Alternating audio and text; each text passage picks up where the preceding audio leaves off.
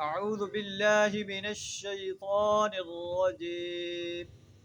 بسم الله الرحمن الرحيم. ألف لام ميم. ذلك الكتاب لا ريب فيه هدى للمتقين.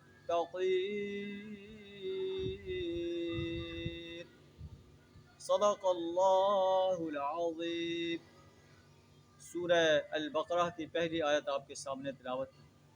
سورہ البقرہ مدنی صورت ہے، مدینہ منورہ کے اندر نازل ہوئی، اور جو صورتیں مدینہ منورہ کے اندر نازل ہوئیں ان میں اللہ تبارک و تعالیٰ نے زندگی کے مختلف شعبوں کے بارے میں رہنمائی دی.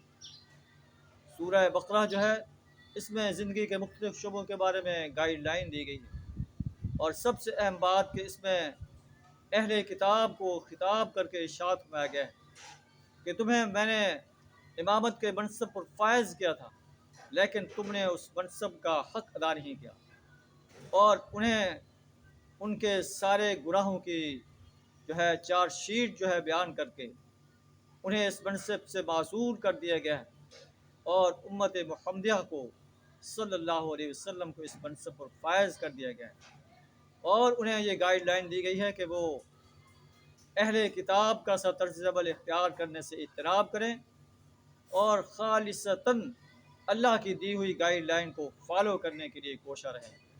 انشاءاللہ اگر ایسا کریں گے تو اللہ ان کو دنیا میں بھی کامیاب فرمائے گا اور آخرت میں بھی کامیابی ان کے قدم چومے گی. وآخر دعوانا الحمدللہ رب العالمین.